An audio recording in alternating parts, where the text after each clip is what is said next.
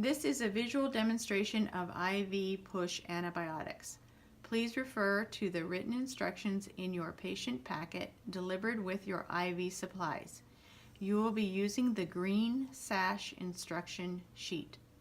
Please remove your antibiotic syringe from the refrigerator 1 hour before infusing and gather your supplies. Clean your workspace with antibacterial spray, then wash your hands with soap and water and dry them with a paper towel. Assemble your supplies on the sash instruction sheet. This will help you keep the right order. Now I will demonstrate the procedure. Okay, your first step is to open the alcohol wipe. Hold the injection cap with your other hand. Alcohol wipe, especially the end, for a full 15 seconds.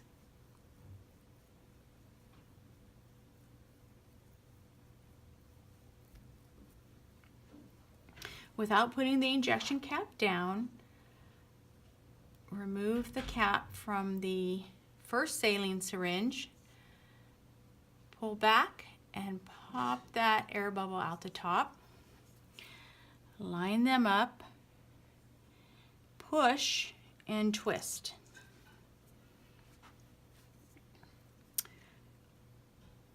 Make sure your clamps are open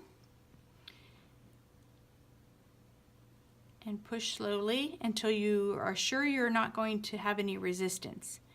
Then continue the whole syringe in a pulsing motion.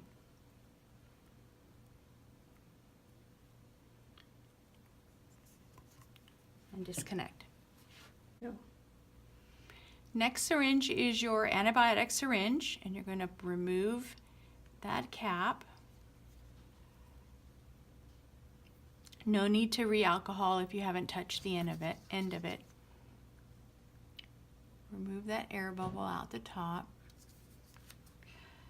Line them up, push and twist.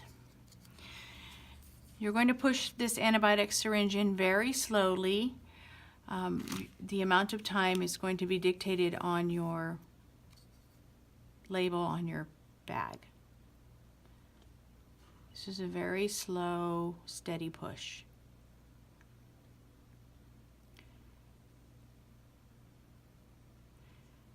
Over 5 minutes.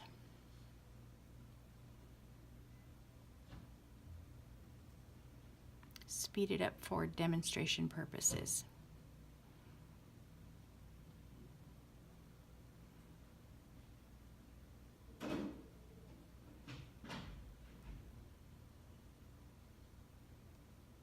And disconnect. Next step is to re-alcohol wipe.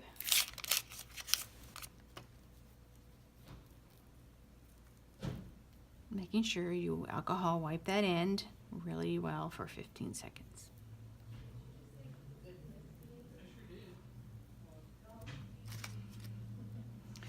Next is your second saline syringe. Remove the cap, pull back, pop that air bubble out the top, line up, push and twist.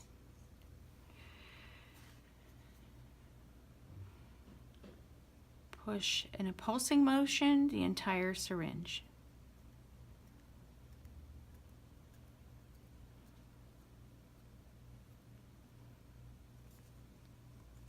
And disconnect.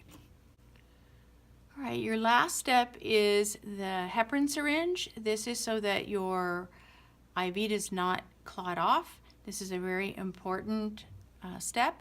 It has a yellow cap to differentiate it from the saline syringes, and it has half as much fluid in it.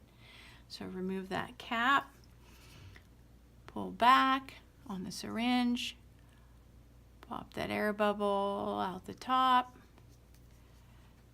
line it up, push and twist, and this one you can just give without a pulsing motion, the entire syringe.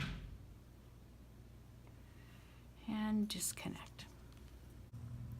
After you've flushed the heparin syringe, make sure that you slide the line over and pinch it closed so that the blood will not back up into your line. If you are going to be showering with a PICC line, you will need to use this glove to cover the dressing site. This is how the glove is to be put on, with tape around above the IV site.